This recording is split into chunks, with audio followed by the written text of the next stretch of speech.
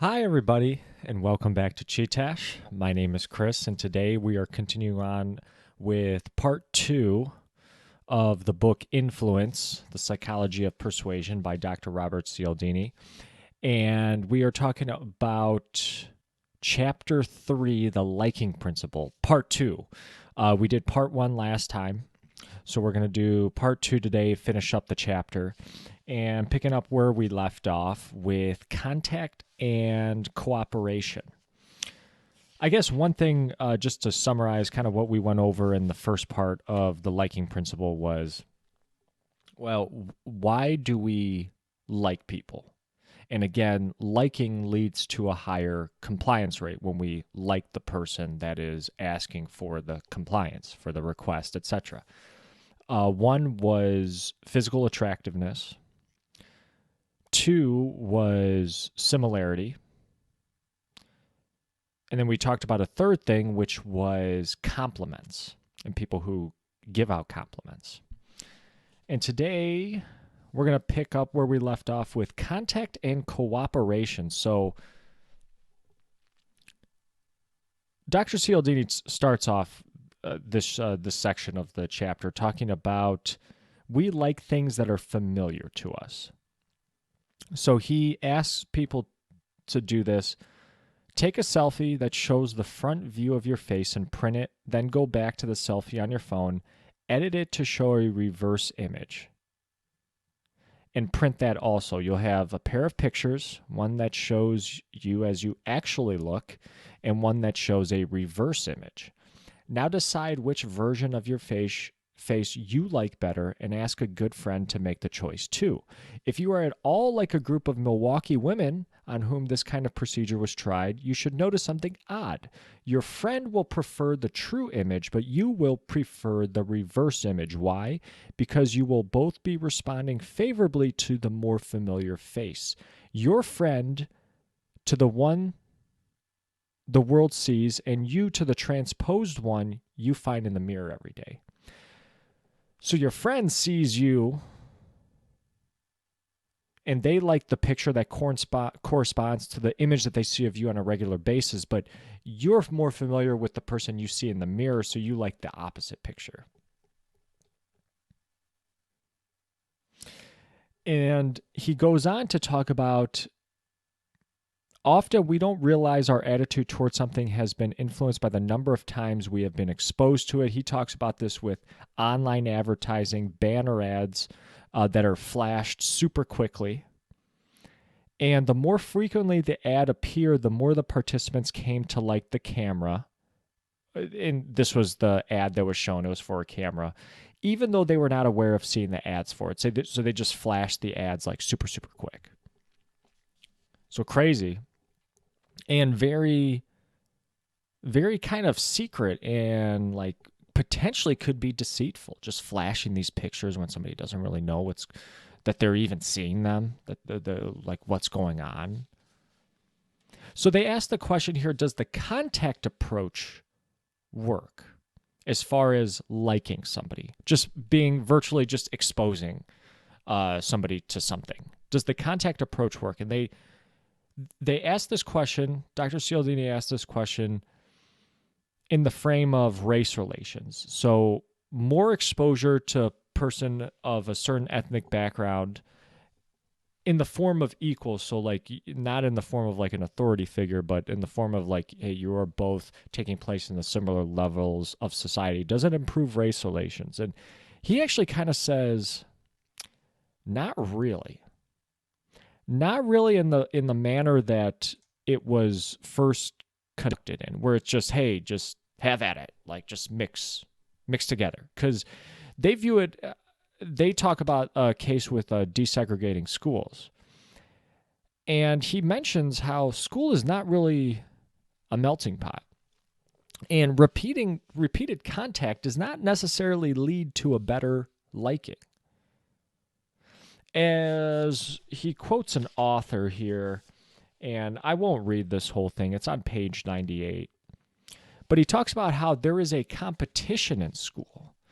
So when you mix certain ethnic backgrounds with each other, you're tending to just exacerbate the issues because there's a competition for the approval of the authority figures in the school, the coaches, teachers, principal, what have you. There's a competition to get answers right. There's a competition to do better on the exams than other students. There's a competition to get the approval of all those authority figures that I mentioned. And it just kind of leads to more division because you're fighting with the other students, and now you're fighting with other students of different ethnic backgrounds, and it's not good.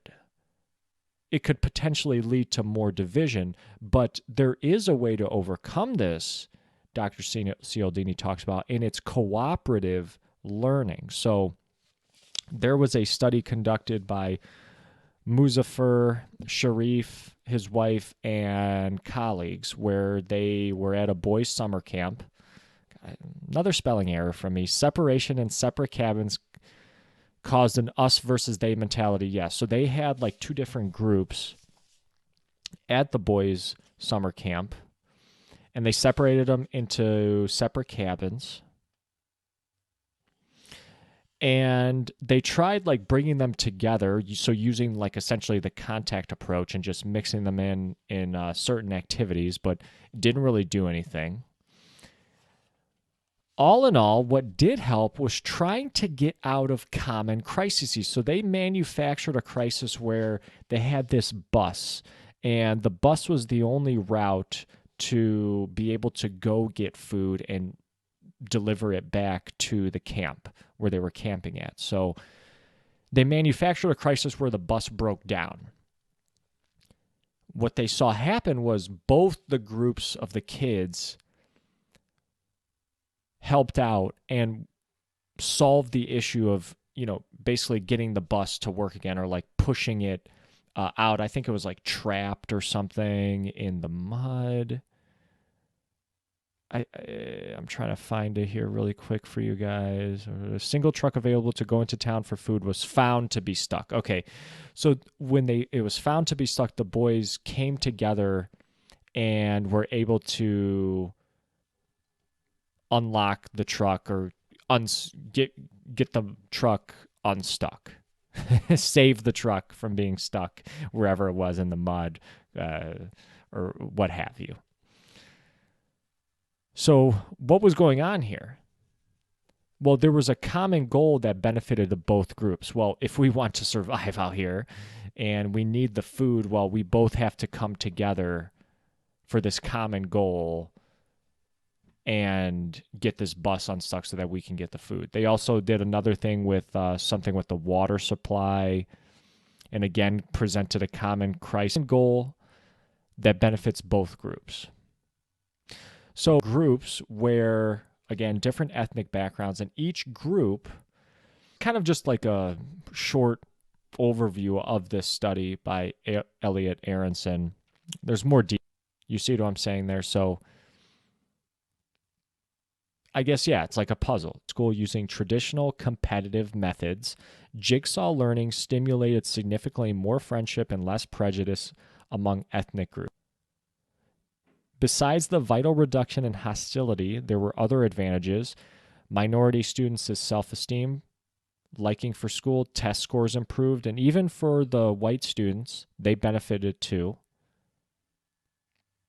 Their test performance was at least as high as that of whites in traditional classes. Their self-esteem and liking for school went up. So, overall, very beneficial when you can not just have groups in contact with each other, but groups in contact with each other working towards a common goal. Great example of this is the movie Remember the Titans, where there was black students and white students on the football team, movie with Denzel Washington. And yeah, there's like animosity, and there's some fighting in the beginning because you have black students and white students playing together on the same team. But when they finally realize that, hey, we're all here, playing towards a common goal of winning games and winning a football title, well, that's when things start to come together. Cooperation leads to nourishing everybody. And this was a really cool definition of heaven and hell by Rabbi Chaim of Ramashak that kind of explains this principle of jigsaw or cooperation. And the liking principle was his definition of hell was a sumptuously provisioned banquet hall full of hungry people with locked straight elbow joints who can't feed themselves because their unbendable arms won't allow it. So they're kind of, if I can't bend my elbow, I can't feed myself. And in heaven, everything's the same except people are feeding each other. So I can't feed myself, but I can feed other people. Cooperation leads to nourishing everybody. And this leads to the good cop, bad cop principle. The good cop, bad cop principle, and how this works so well is that it acts on this liking tenet of influence, where you have a bad cop that comes in, threatens somebody. They're in their interrogation room. Bad cop comes in and is just berating the suspect, threatening them, saying, oh, you're going to go to jail for a long time, maybe slapping them around and stuff, cursing at them. Good cop comes in, smooth, soft, very chill, very reasonable, comes across as somebody who's sane. And he's going to give the suspect the idea that, hey, I'm on your side, man. I'm the good guy. And that juxtaposition against the bad cop, who the suspect probably does not want to deal with, everything the good cop says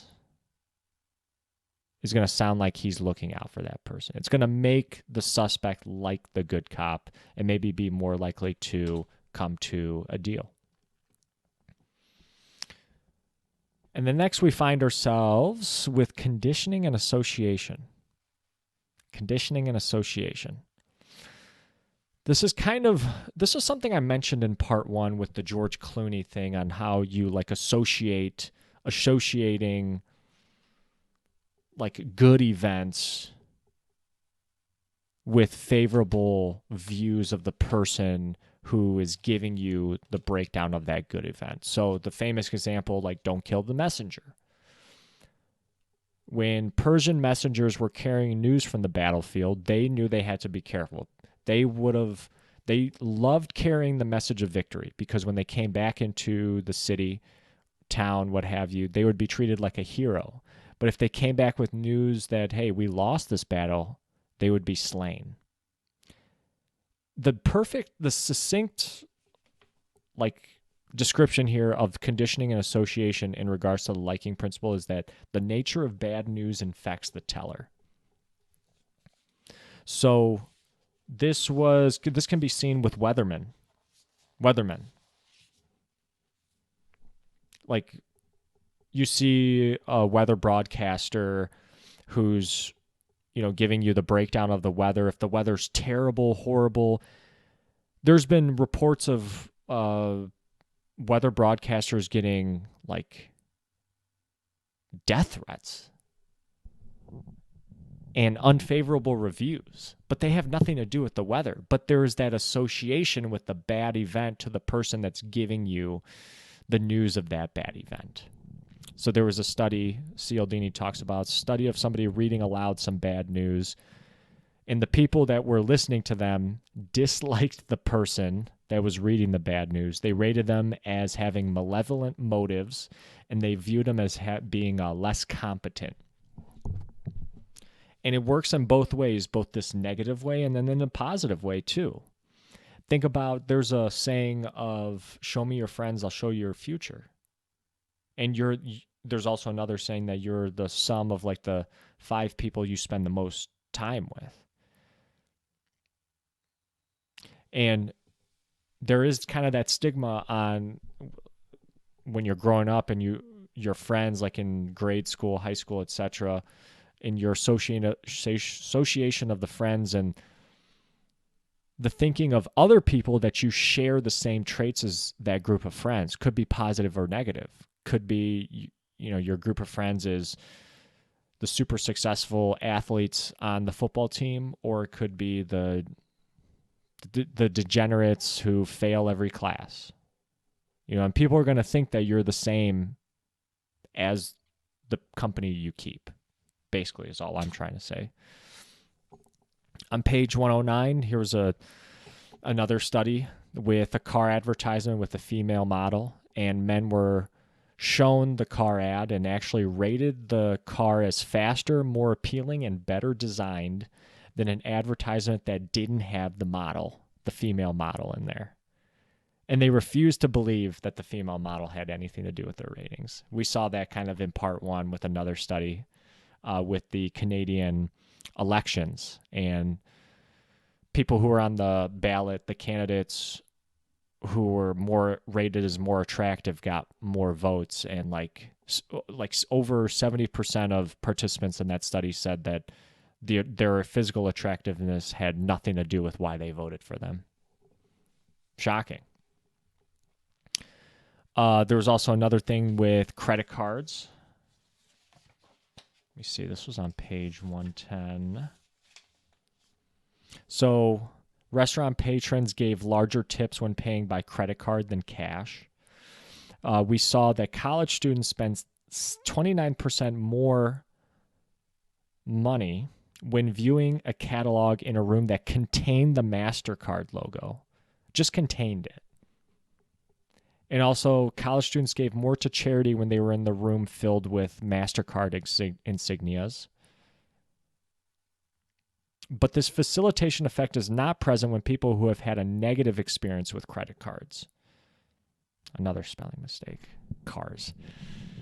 Yeah, they found that there wasn't increased spending among people who had a negative experience with credit cards. So like maybe they carried like a huge balance, they had credit card debt, etc. But just that association of being in the room with a credit card logo of like a Visa or MasterCard caused somebody to spend more. And this link and this association is done purposely sometimes in advertisements, like we saw with the car ad with the female model.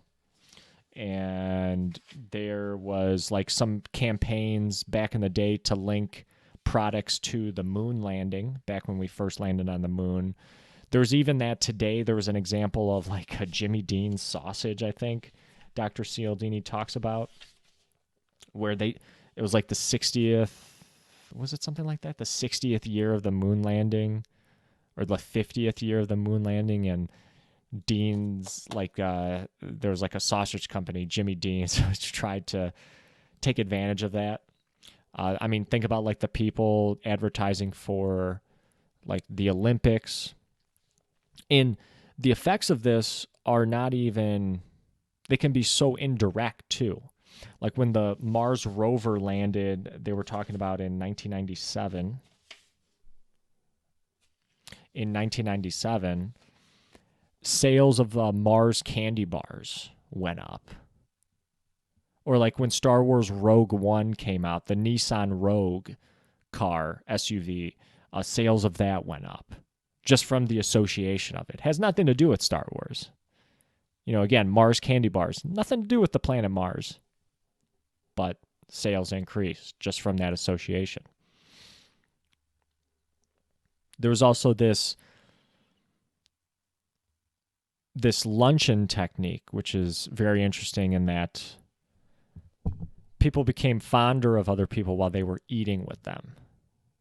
And you attach the pleasant feelings of food, fullness, what have you, to anything in the vicinity.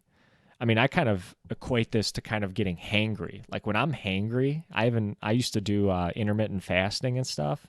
Oh, I would feel it, man. I would totally feel it.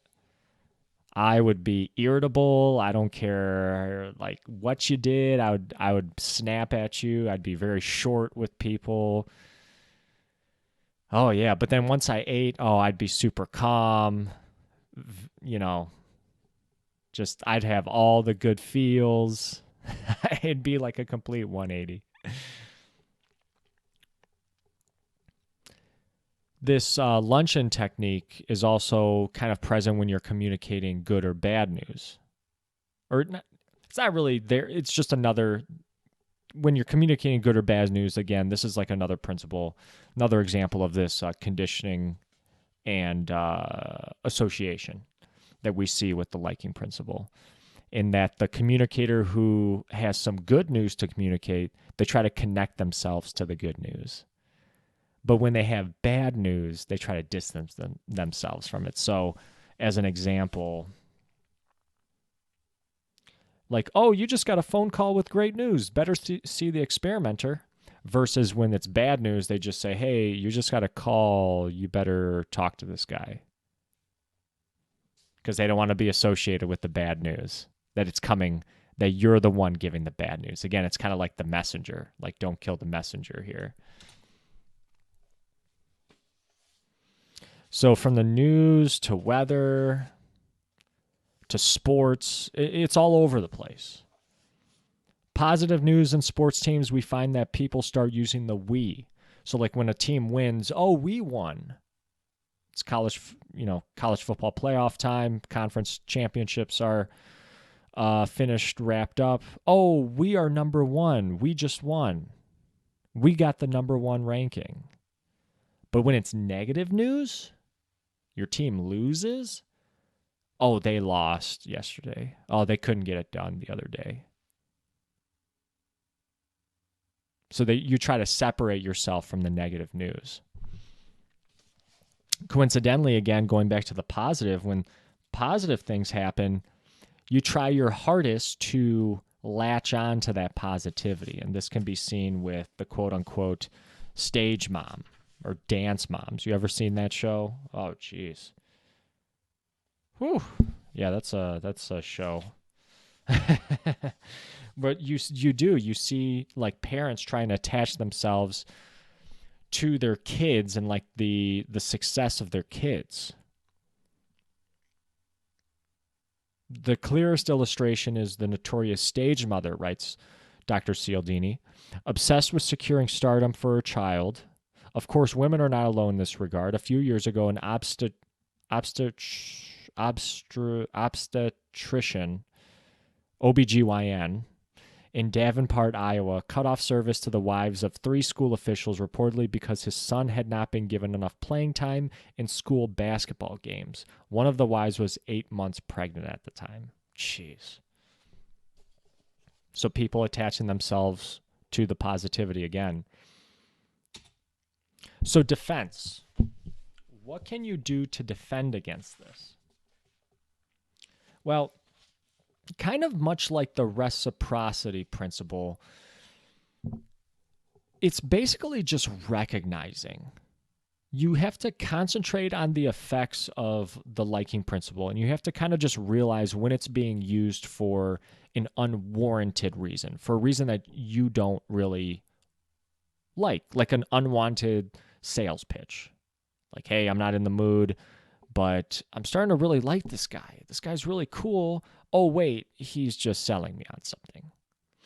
So what Dr. Cialdini says is you don't want to just kind of like call him out, and you don't want to just all of a sudden start not liking him. That probably wouldn't be the most fair thing to do, and probably not a good way of just going about your life, just always being suspicious of people being really nice to you as like an unwarranted sales pitch. But you do want to recognize it when it comes, and you want to separate the requester from the product. So it's not just, oh, he seems like a really good guy, I want to buy his product. It's like, okay, do I actually need this thing? If you do, okay, cool. Then we're going to buy it. But if not, then don't succumb to the liking principle when you don't actually need the compliance request. And I'm using like the sales thing in here because it's very applicable, but this can be in other scenarios too. Only make that compliance decision based on the merits of the request and not the person making the request. So in summary, people prefer to say yes to individuals they like. So the factors that can increase likability are, again, physical attractiveness, so how good looking they are, basically. Similarity, so if they share certain things that you also like, if they wear the same clothes, they like the same hobbies, etc. You can increase likability by giving compliments. Two very powerful ways are doing it behind somebody's back and giving compliments that cause a person to live up to them. The fourth way here is we saw this with the school systems and desegregation in schools is contact, not just the contact approach, but a mutually beneficial cooperation that results in all the groups of that situation benefiting. And then lastly, association. Associating positive news, positive events with the person that is sharing those events with you. This can be seen, again, news, the weather, sports, etc. And again, best defense for it is to just make your decision based on the offer. Make your decision based on the terms of the request and not the person making the request. If you realize that they are using the liking principle to take advantage of you, separate it out and don't essentially recognize it, and just you'll be more willing to negate its effects, be willing to say no to something. Guys, that's going to do it for chapter 3 from the book Influence. Next week, or next time, I should say, we're going to be talking about, what are we going to be talking about next time? I think it's social proof. Is that right? Oh, yeah. Yeah, it is. Next time, we're going to be talking about social proof. Basically, the principle that when you see other people doing something, it increases the likelihood that you also do it, because there's social proof that other people are also doing it, so it's okay if I do it, basically. So that's what we'll be talking about next time. Tune into the Chee-Tash podcast on Apple, Google, Samsung, Amazon, Spotify. I've got quite a few interviews building up on there with some very interesting authors, and I've got a very special one in January that I'll let you guys know what's going on with that once it gets closer. But in December, I've got one with an author, Erica Emmelander, a.k.a. Marie Lepre. And we talk a lot about the Civil War. She's written quite a few books on the Civil War, fictional books on novels surrounding the Civil War. Very, very cool. She knows a lot about that part of our history. So tune into that coming up in December. But guys, just thank you very much for listening. And I'll catch y'all next time. My name is Chris. This has been Chee-Tash. Take care.